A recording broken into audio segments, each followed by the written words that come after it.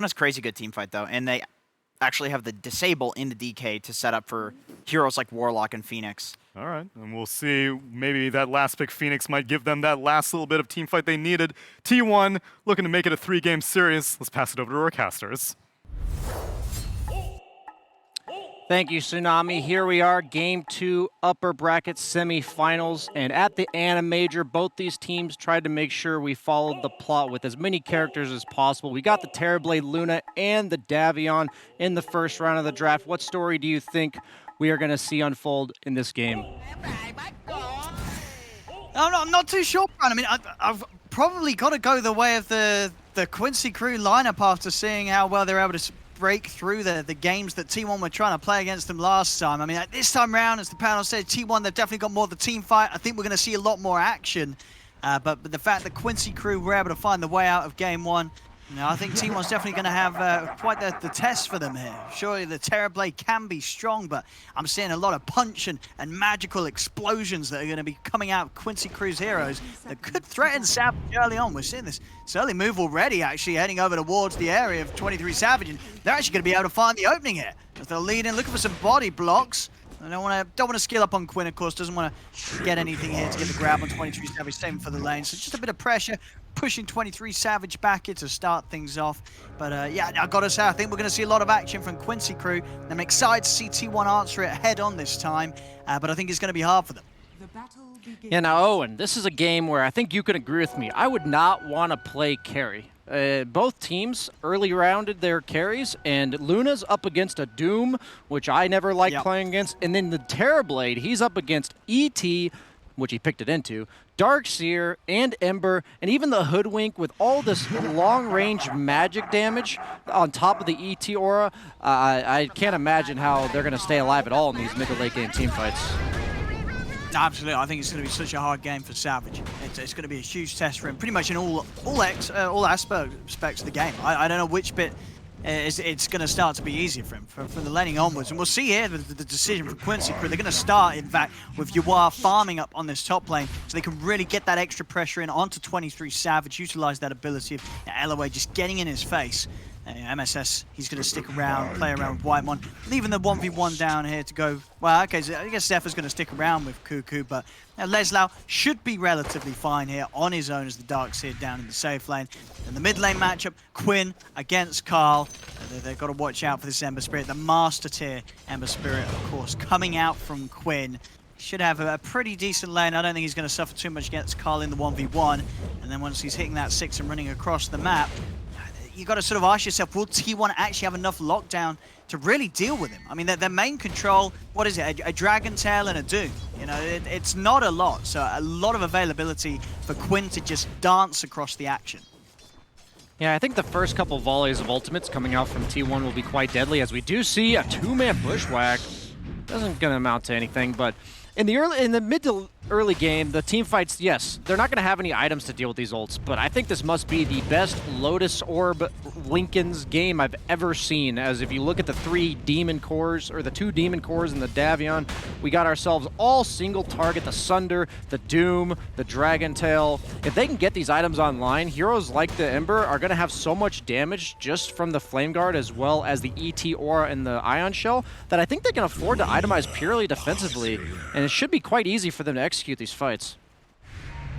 Top lane, 23 Savage, he's getting punched out of this here. I mean, massively struggling to really get CS at all on this top lane. Just 3 and 2 on 23 Savage right now as Quincy crew maintain full control of this top lane matchup here. Yuar, 11 for 7, 12 for 7, completely free farming and just shutting down anything really going the way of 23 Savage. I mean, for T1, do you have to sort of make alterations here? How do you rectify this incredibly tough start for your Terrorblade? It's just going to be early rotations for kills, maybe even forcing pressure on the bottom lane, but the thing is, DK usually elects to skip his Flame Breath in lane, so yes, you are tanky, yes, you are sustaining, but you don't have a way to outpush the Darkseer to get to this tower, and just in case Jenkins is watching, we have questioned his knowledge of aggro tri-lanes. Ursa, not the best aggro tri-laning hero. On the other hand, Luna, one of the most historically common carries to be putting in the offlane, because not only are you incredibly item dependent to accelerate your own farm, but you also have an aura that buffs up your entire team, and Terrorblade hates dealing with tri-lanes, so it's just such a win-win for Quincy crew, and because they have such little rotation capabilities on the side of T1 this early on, I think they kind of just have to accept it. Yeah, I mean, top lane, it's very rough here for T1. Mid lane, as we're seeing, well, actually, with eyes on top of it, they might get a kill. Actually, won't be able to find the stomp connection, so Zephyr and Whitemon should be fine backing off. It's bringing an extra backup, having both supports around to try and manage to find some space here for Savage against this tri-lane of Quincy crew.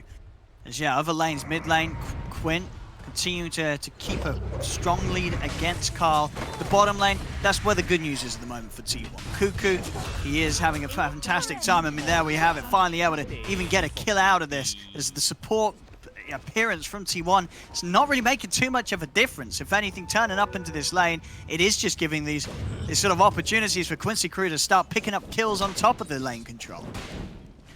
Yeah, it certainly will not make a difference if MSS continues to land two-man bushwhacks with level 1 bushwhacks. So that's impressive stuff coming out from him. I know he's been playing it a lot, but the Phoenix being level 3 so early in comparison to the levels of the tri-lane, because he was only dual laning bottom, looked like it was going to give them a bit of momentum, but they overextended on the side of T1, and yes, they may be able to win the trade battle with the harass from the Phoenix and the heal from the Warlock, but they have really no kill threat, and that's the only issue Luna's really concerned about in lane because she trades so well.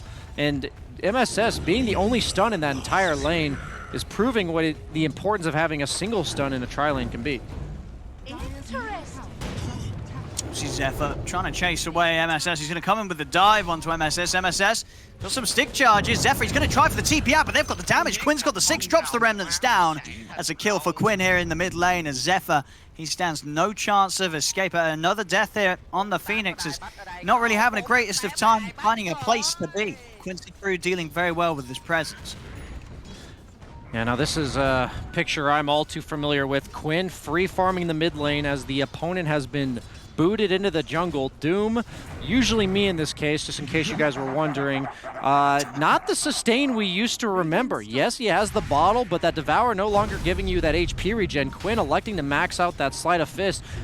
He's still a mediocre armor hero, has been pushed away entirely. And Ember Spirit's really only weakness I can see as a mid laner is those early levels 1 through 6. And because he's getting out of that scot-free with the enabling from a Darkseer who is by himself, yes, not getting the best CS, Leslau, but he is already level 5, and he should be able to enable his own game by playing around Quinn. I'm going to be looking for these two to be connecting as soon as possible. We'll see Quinn not quite able to get that DD rune. Carl was able to control him with the Purge. He picked up from the Banisher. Well, that's value. Quinn back to lane. Yeah, I mean, yeah, it's a good job that DD didn't go into the hands of Quinn, otherwise Quinn would definitely have been cleaning up some kills across the map. But Carl able to at least hold that back from him. Yeah, Cuckoo level 6, pressuring bottom. With the two of them, not likely to be able to do too much aggressively onto Cuckoo. They're going to try, but he is rather tankier with the 3 points in Elder Dragon. In the Dragon's Blood. They can't kill this man. He's able to walk it off. Yeah, that stun looks a lot scarier when used on 2 supports than it does on the DK. MSS, he's going to find himself somewhere else to get involved. He's on the bottom lane. Nothing too aggressive is going to be successful onto the DK, at least until Quinn starts to make his moves. They're going to allow Zephyr to try and soak up some XP in the mid lane to start catching up on the levels. Carl going straight for the hood this game after the face, making sure that he can build himself to a point where heroes like Quinn won't be able to blow him up. Yeah, Quinn, he's not necessarily gonna kill anybody with this skill build, but he can play on their side of the map with impunity as long as he pushes Remnant before he gets doomed. They don't have any instant disables that are gonna catch him off guard because the DK doesn't have a blink or anything yet. He's gonna TP top. He is. They've got the stomp set up onto Savage. Savage, he's got no escape from this. Quinn just running him down. They've got a bit of a heal coming in. Quinn, he's gonna have another slight in a second. That'll do the job. 23 Savage cut down here by Quinn's rotation. Yeah, this is exactly where Quinn, this is where he's feeling himself, man. He's 2-0, mid lane, 52 CS, 8 minutes into the game. Ember Spirit, any of the spirits really, as he's already back mid. Okay, Zephyr did have the dive, but again, as you say, just this pressure. You know, Zephyr, he really wants to try and get some XP out of this lane, but every time he turns up, he's going to beat right back out of it. Top, they're trying for the chase down onto Yuar. Good stomp comes out to Carl there from LOA.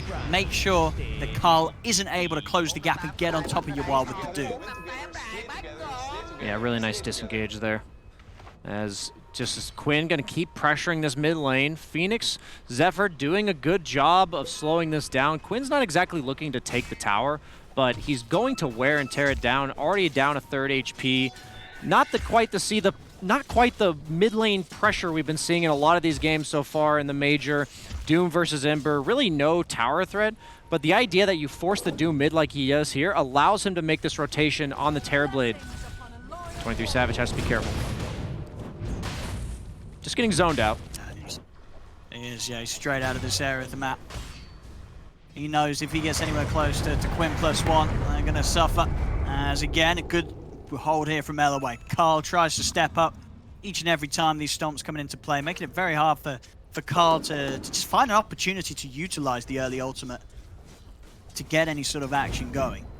As Quinn, he's got his eyes straight back on top. White Mom underneath the tower as Quincy crew, they're pushing in. Quinn, he's going to be ready to move in.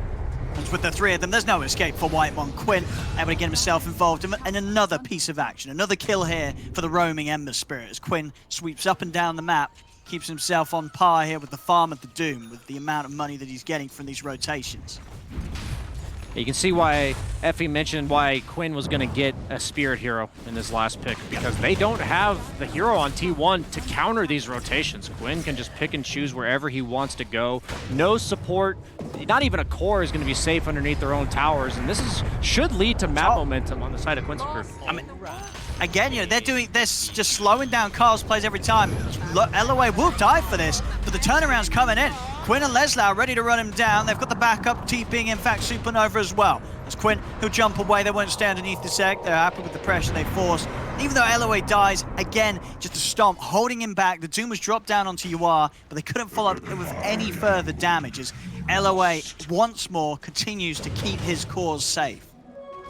That's so important that he's doing that. You can see, we saw it last game. We saw MSS tanking the ganks. This time around, we see SVG or LOA disengaging the ganks. It's such a crucial part of the way Quincy crew plays the game, and they're the best at it, if you ask me.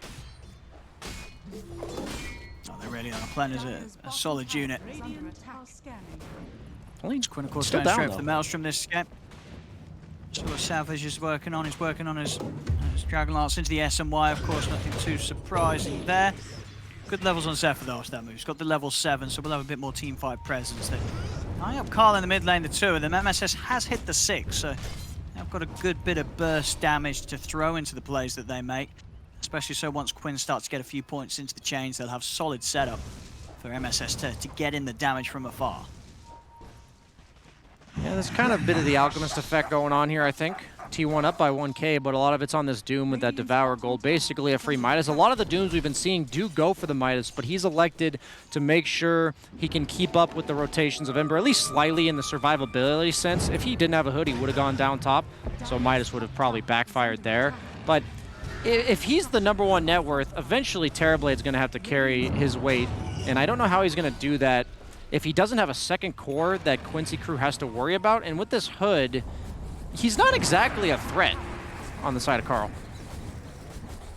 Sure, like they're not blowing him up, but if they can just play around him, stop him from being able to find the opportunities to drop the Doom down on Yuar or Quinn, the impact from the Doom is not going to be too hard for Quincy crew to deal with when it comes to these 5v5s. That Quincy crew is, of course, going to look to try and bring, as we saw last time, their ability to fight as a team, definitely their huge strength when it comes to the mid-game plays.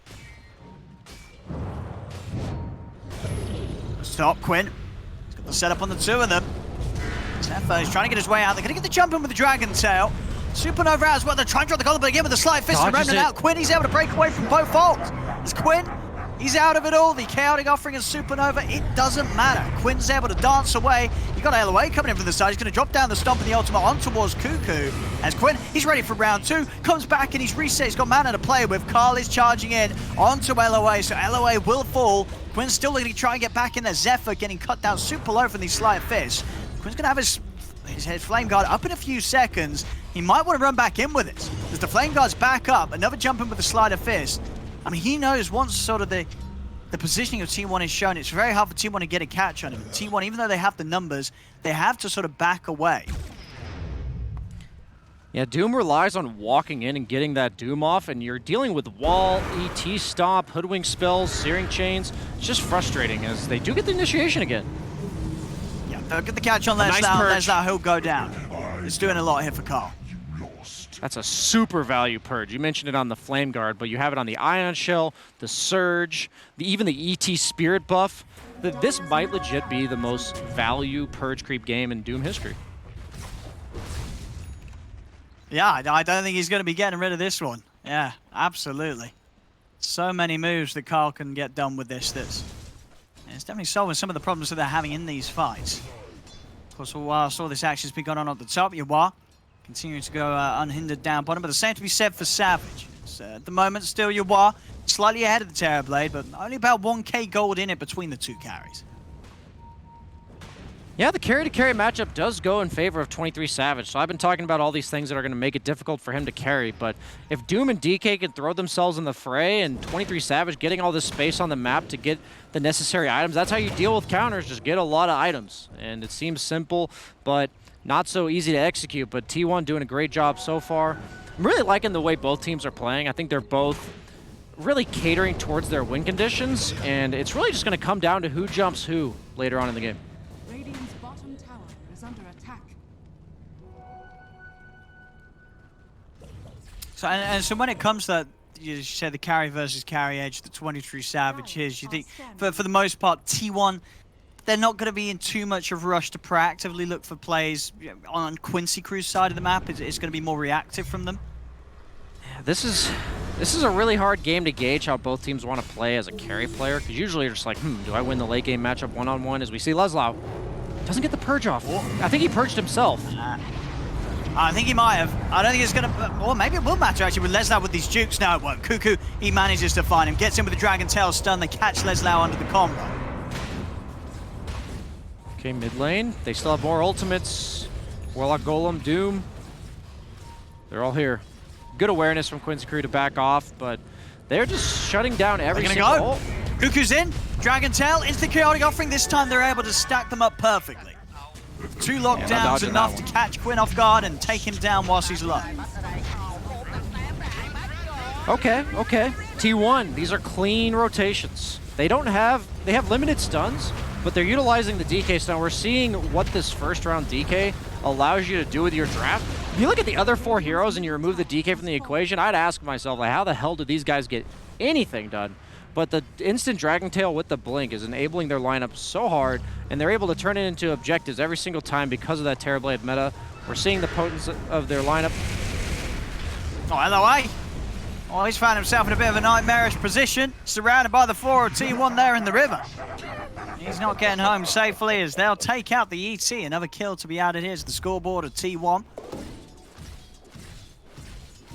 Yeah, these are definitely some heroes I would see in my nightmares. You got 3 demons on the side of T1. Yeah, it's a pretty spooky lineup. Same with the space now. MSS is starting to catch up and going for the Maelstrom this time round, so he's going to have some good scalability himself, in fact, on the Hoodwink.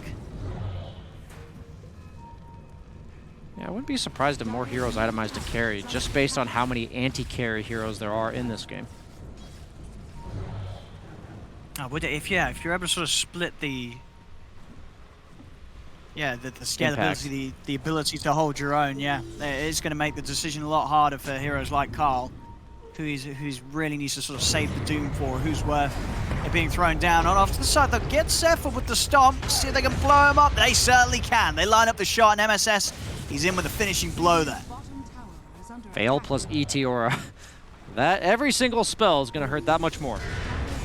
Oh, in the river, Quinn is going to get caught again. They've got the Dragon Tail into the Doom. They've got to try and get Quinn out of there, but this time around, I don't know if they'll be able to do so. The Fatal Bond's bringing them down. They've got the kill, but the counterplay, Eloy's in with the Stomp onto 2 as they'll run down Carl and Cuckoo. They're actually going to go for the split here. Carl's having to get out to the side, but Cuckoo will be found here with a bushwhack. Bring down Cuckoo. Get themselves the opportunity to turn now back over towards the Tier 1 tower. With Yawar's presence, they will manage to keep pushing in. They have got Supernova on T1. They can actually look for a defense here, and yeah, Zephyr getting in aggressively, pushing them back. Be able to buy themselves a little more time here with the Tier 1 towers. Quincy crew, they're backing off completely. Yawar doesn't want any part of this. He knows that they still have a very solid team fight ready to throw out. He'll resume to farm and get working on getting this BKB done. Seems so difficult to play these mobile heroes like Ember Spirit against the DK. He got surged in there, and the surge is meant to be the way they deal with Doom. The idea of Darkseer usually being pretty decent against Doom, even though they did pick the Doom to deal with the Darkseer, is that you have to Doom the Darkseer, because otherwise your teammate gets surged, similar to a Centaur Stampede from across the map. But because they used it to get him in there, suddenly he's dead in the water. Literally. Quinn. As you say, Lincoln's Sphere is going to be the item of the game, and he needs it. Last few times, Dragon Tail has been the death of Quinn. He's positioned aggressively, so Quincy crew maybe falling back on just getting that done. And say Yawar, he'll want the BKB for the next fight. 23 Savage, his progress also similar territory towards his BKB after the Dragon Lance S and Y, so he's going to be very solid himself when he stands on the front in these fights. As bottom, to sweep over towards Carl. Again, these movements that we've come to get very used to from Quincy crew, where they'll move around as 5, looking to fight and ensure that the Yawar is able to find these safe spots to farm him. Zephyr will be caught in the river. We'll see if Quinn can force out maybe the Supernova. He's trying his best with the poke of the Slide Fist. In fact, he's getting in with the Remnant. Really wanting to get that Supernova out of him. The Stomp comes out to hold back 23 Savage. They'll drop the Golem, but Quinn, he's not quite in range of the Supernova stun. So Quinn, he's got no Remnant left though. Another Sleight of Fist. Can he live? You know what's going to be popped out? He has one left laid down inside the triangle actually of T1 that will jump over towards. He's got the TP, but Savage on top of them, has he got the damage? He hasn't. Quinn, he makes it out of there. He's back to base.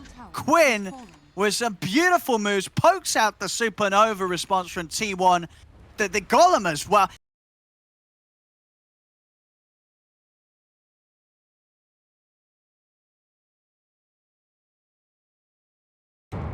He remnanted back into them just because they had chased him so far at that point. It was his only resource left. Really cool play. No, it was, yeah, he didn't have any more to throw out.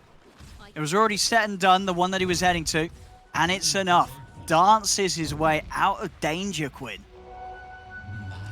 Yeah, every avoidance of death that he can have leading up to this Lincoln Sphere is so crucial, because it just becomes so much more difficult for T1 to ever jump him, because that blink stun from the DK is required. They don't have easy ways to break that Lincoln. Cuckoo might consider something like a Halberd with his Ogre Club, but the thing is, he needs a BKB because they just have so much magic damage and control on the side of Quincy crew. No, they really do. T1, they will try and make a hit here with the Blink Doom ready to go. Carl. 2 BKBs. Who can he watch? Yeah, they have literally no damage on the side of Quincy crew through these BKBs. They cannot take this fight. They'll have to disengage once those BKBs are popped.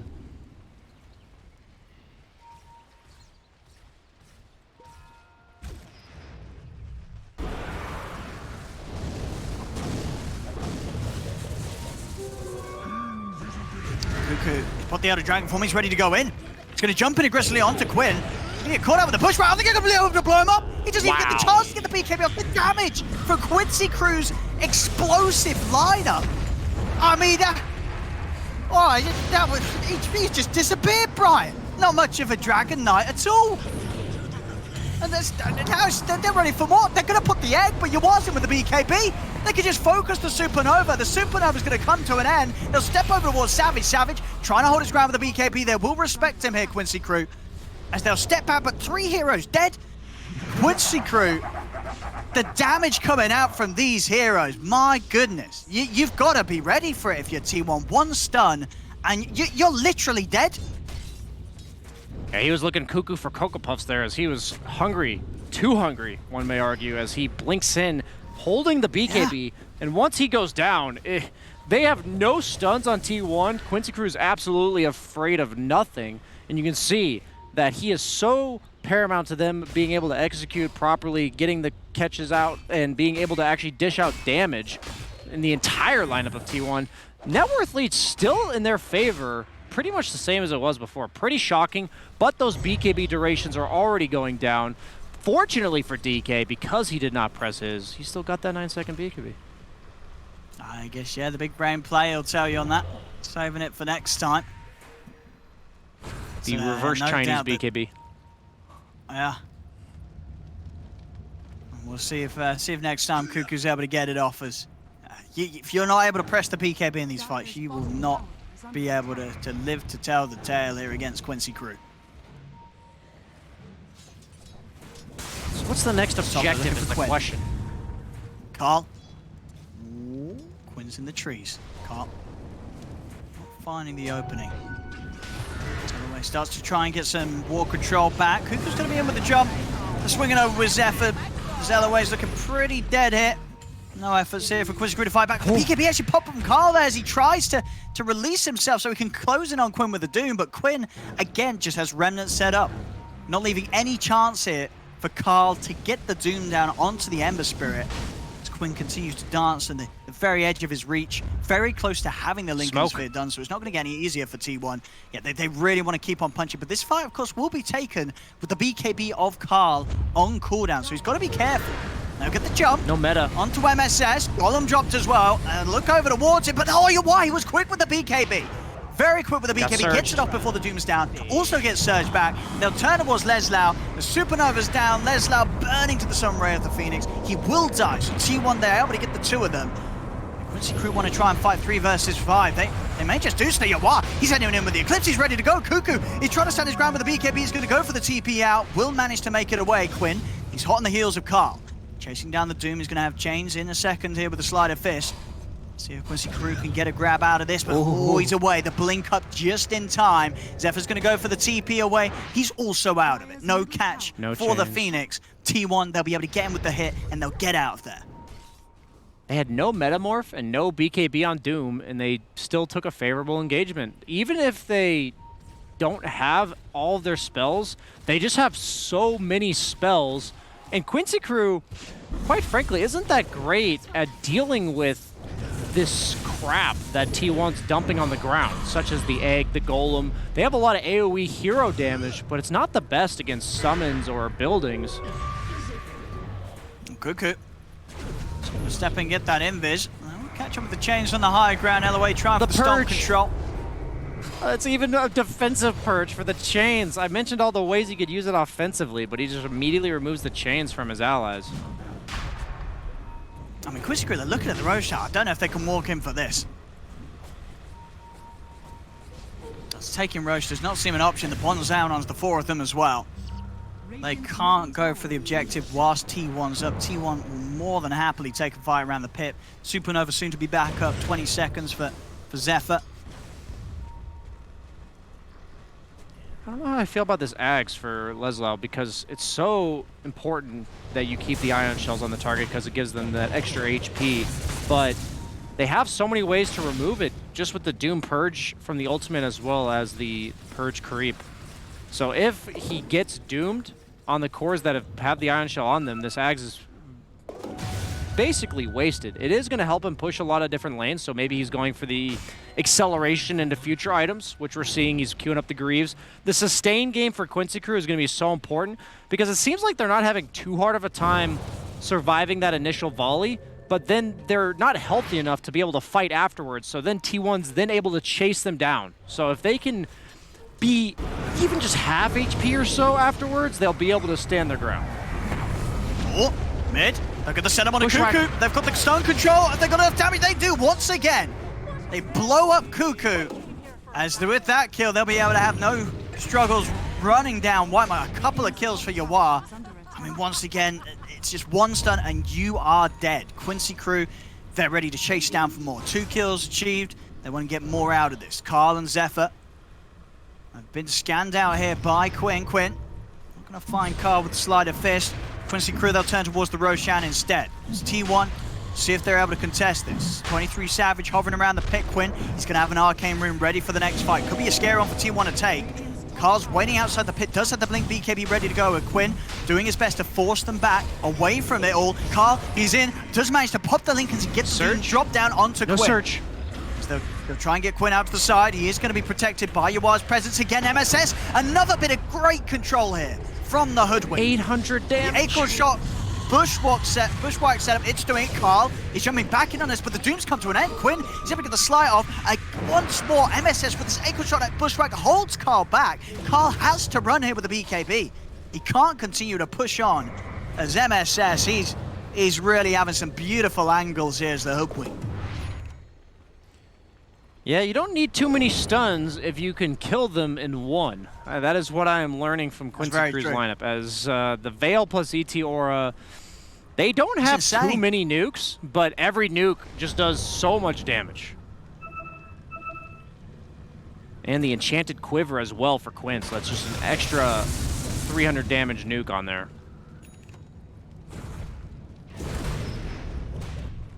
Scotty, Terrorblade. He's farmed. All the cores are pretty farmed. Savages, yeah. Okay, 4-step on DK. I don't think I've ever seen that. Is that? Oh, that's just to break the Lincolns. That's kind of cool. It's good against the chains, good against the ET ultimate and the sleep for himself and his teammates. And it also breaks the Lincolns. Okay. I like these small adjustments in items. Quincy crew very ready to proactively take some fights here. They'll smoke up heading towards the Roche. They want to go for a kill first. They do. LOA spotting out things on the high ground. They've caught Cuckoo again. He's not going to get the chance to get the BKB off. The force out of the side. He'll break himself away from the combo, and this time round gets the BKB off. He will manage to escape. In fact, he's ready to look to get back in on there. They'll look towards Quinn. Get the Dragon Tail stun off. No Doom available for 30 seconds. They'll run back in over towards Carl. Carl holding onto the BKB himself. Going to keep his cool, won't be pressured to use it. Over on the side, 23 Savage, he's able to wrap around, find MSS. He's now with a man down. Quincy crew, they're going to head back. The Supernova's going to be pot. Yawa, he immediately turns with the BKB, holds his ground, takes down the egg, turns towards Cuckoo. Cuckoo will fall. Yawa, he's so low, but he's actually able to bring Carl down. Carl, he's out to the side, but Yawa goes out. They will manage to take the fight here. T1 is Savage. He's too strong. They can't kill this Terrorblade. LOA has to run. He's going to drop the stomp with the sleep to hold back 23 Savage. Glimmer Cape in the TP. Will he make it away? This damage is too high. 23 Savage. 3 hits from the Terrorblade. As they'll clean up the fight, T1, and they'll be able to get the Roche as well. This set on TB might be a life hack because I couldn't even tell he was double damaged until I looked at, I clicked on it. 23 Savage had a double damage rune that entire time, and it just only illuminates at the very bottom of his character model. And I don't even know if Quincy Crew is fully aware. You can look at this fight, and I barely see it. I mean, there's a lot of chaos going on, but I mean, you're right. Amongst the BKB and the effects, it's very hard to see what's going on here from Savage. But he certainly knows what's happening, Savage. MSS still able to keep the spirits high here despite dying at the start of the last fight. I mean, all in all, they may have lost the team fight, but they managed to start to get back over towards the pit before Roche falls.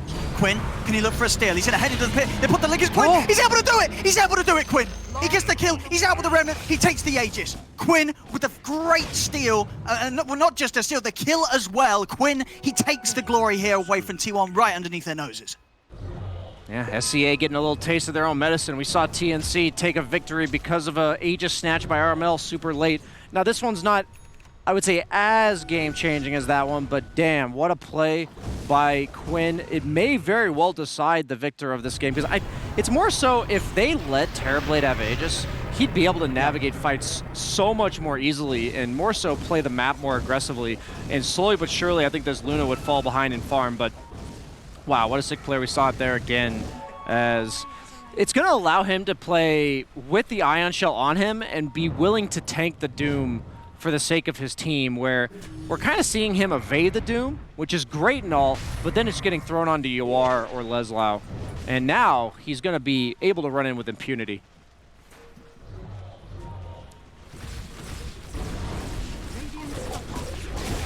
Be feeling very good about that one. Quinn setting up things in the mid to get the hit in onto Cuckoo. Vacuum of the walls drop down. Cuckoo just dying here to the illusion. He's got to put the BKB and run.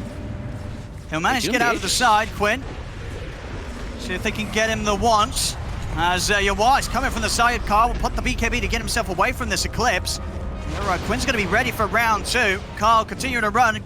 They're ready to chase the gap here with the Remnant. Not quite able to find Carl with the sleight of fist, though. So Carl, he'll manage to blink away. Okay, so Yawar looks like he's going for the hybrid build on Luna.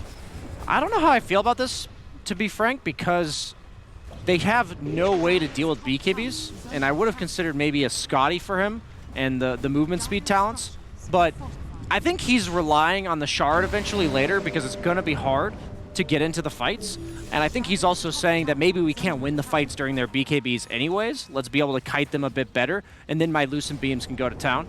I like this idea. It seems weird in theory, but I think he's onto something.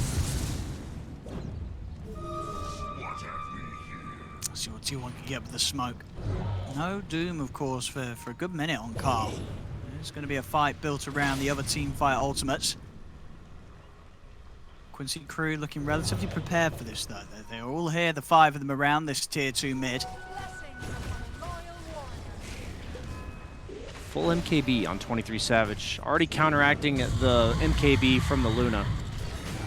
It's a nice item as well against the Darkseer. Doesn't really benefit his illusions at all. Does give them a bit of attack speed, but it's really important that if you can, without screwing yourself over, to not make that wall illusion even stronger. T1 will just settle here for the tier 2 bottom. Showing themselves for the push. Quincy crew not looking to get involved in it quite yet. You are ideally getting a Satanic done before the next fight that they're forced into. Quinn as well. Spare 600 gold off the Aghanims. Make sure that that purchase is complete before he feels forced to fight him. This wave of the tier 2 tower top should be able to close the gap on the goals here that they're looking towards Quincy crew. Radiant's bottom tower is under attack. Yeah, more Lotuses, more Lincoln Spheres. Is under attack. We need more of them. That's gonna be Hoodwink's got one queued up. See out of the way. He's got 1,600 gold, so very likely that he also might get something as the sorts to try and play around these single target spells that T1's throwing out in the action.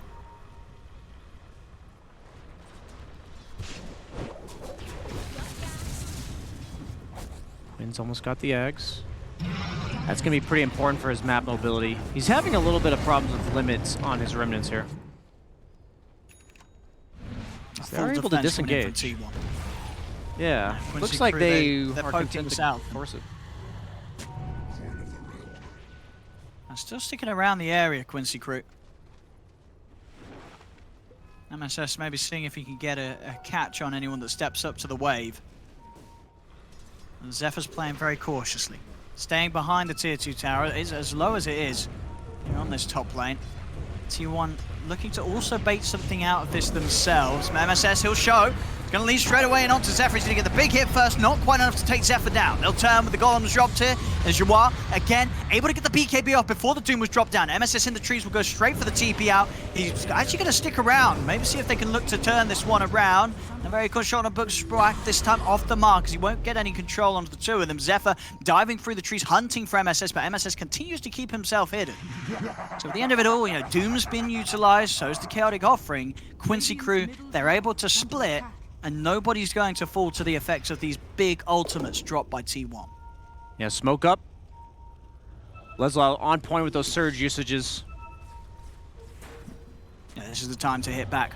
You know, T1's not got their full repertoire of ultimates ready to throw in. He's already off to the side. There's out, he's ready to go. The Supernova's going to be committed. Once more, it's going to be another ultimate. The Quincy crew simply can bait out, step to the side of. So now pretty much everything has been used here by T1. Very little for Quincy crew to be scared of in this next minute of play whilst these cooldowns are on. Yeah, but look at all these lanes being cut by Terrorblade illusions. Top lane was cut, middle lane's being pressured, the tier 2 might even go down, bottom lane's pushed in. It's not exactly efficient for them to be sitting here. Dire's top tower. No creeps. Do need more. 23 Savage getting so far ahead. So catch Whitemon, another nice 4-star, trying to break him out of the combo. Quinn's going to chase in on though. In with the Remnant, sets up for the Vision as Jawar, drops down a beam. takes the life of Whitemon. Over to the side, they caught Carl. Again, another bit of control from MSS once more, locking down these heroes before they get anything off. No chance for a BKB or refresher to be used, as these quick catches from MSS just causing the death of hero after hero despite them having a BKB in their inventory. Yeah, a little bit of discontinuity in the game plan for T1. There's a reason why 23 Savage has cut all those creep waves. There's just no reason for you to have to fight there, especially when all your ultimates are on cooldown.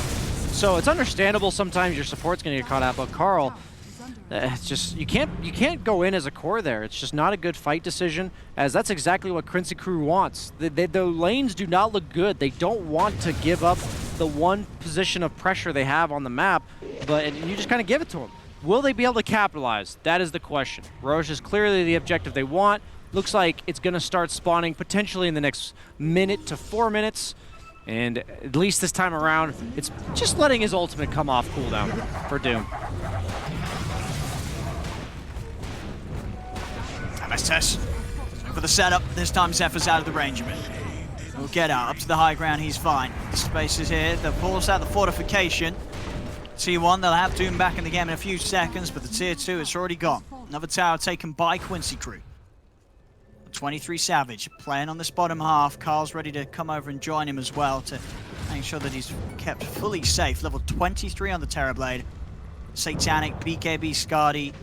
As we've seen in the last few fights, they pretty much had to ignore him. Killing 23 Savage is going to be incredibly difficult, even with all the amp up and buffs they do have for their burst. This Terrorblade is huge. Mid. They drop the Doom down onto Leslau. Back up to the ready, MSS. The two-man bushwhack. They're going to chase down Leslau. Shiva's Guard's slow from Carl, and Leslau trying to hide. Got any way to deny him? I mean, deny him. Or is it actually going to be enough for you? Oh, they believed in the regen, but it was not enough, and he does still end up ticking out to the damage from Carl's Doom. Yeah, they are buying so many Lincoln Spheres and no Lotus Orbs. So what that's telling me is that Quincy crew doesn't think it's good enough to reflect these spells. They think they have to block them entirely. Ready, they get the jump on Quinn, and here we go, Carl. He'd already prepped the second Doom with a refresher used in the jungle, so they have the catch for Quinn. Quinn's gone. That's huge the force jumps staff here from T1. They're ready to look towards the high ground. See what they do here. Savage, he's got the Metamorphosis ready to go. He's going to start chipping away at the tier 3 here. In the melee form, Quinn does have a buyback. He feels it's necessary. How well can Quincy crew hold against the power of 23 Savage's Terrorblade? Tier 3 tower gone. Quinn still holding on the buyback. It's T1. They're actually gonna back off, even though Quinn's not coming back into it. They'll respect the defensive potential of the rest of Quincy crew, and they won't throw anything away here. It's overstaying their welcome. Roshan respawn. Couldn't really come at a better time here for T1. It is up now. If they check this pit in a second, they will find it. Buyback comes out from Quinn. He does not want to let T1 get Roshan freely. Might have been a bit hasty there. They were going to check it with ET. And maybe they were worried about how fast T1 could take it. Not the fastest Roche lineup, though. Noir, he's in. They want a Savage. Again, Acorn into the bushwhack. If they got the burst, they don't. BKB is able to get easily off from 23 Savages. Turns his attention over towards Noir. Noir holds his ground with the BKB and the Eclipse. They've dropped the Supernova. Leslau trying to search his way out, but the Dragon Tail's done in. Carl, he's in on top of Noir. Noir goes down. They've got the control under Quinn as well. If the Golem shot down, they completely keep him controlled. Quinn's out. Die back on the Ember Spirit. Both cores out. In fact, the Darkseer's what? A third core down. As that is going to be a huge window for T1 to get this Roshan to run down a lane, as Quincy crew is down to the two poor old supports here to try and hold against the full power of T1. In fact, T1, they're saying, screw Roche, we're going to look to try and end it. We know there's no buyback on the Ember. This is a huge window for them to punish and do immense damage here to the base of Quincy crew. He's got a Rapier. 23 Savage is done with this game. Yeah, he's ready to try and close it. And they're going to call it. They see the Rapier, they know damage is done. There's no defense to be had here. As T1, they will manage to get this second game around the power of 23 Savage's big old Terrorblade. As fast and furious as Quincy crew tried to bring the action, the scalability and the Well, the ability to end the game like that just comes in a bit of a flash, and we're going to a game 3, Brian. Yeah, it seems like Luna's the hero that Quincy Group came into this series as going to be their source of victory. And first game, they had the 4th pick, and they were able to ban out this Terrorblade as well as many other counters. But this time around, they're dealing with quite a much more difficult Luna game. And Yawar not able to have the same impact that he had the first time around. I liked their lineup, but it was just hard countered by BKBs. And once they got 3 BKBs on the side of T1, it just looked much easier for them to play the fights, despite a few overextensions and burst down by the Bushwhack.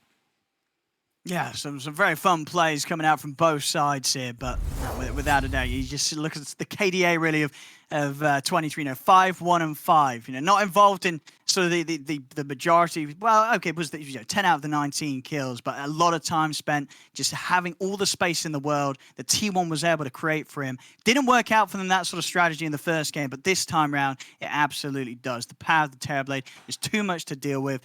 Quincy Crew, itemization was on point, but it was just too much. Brian, going into game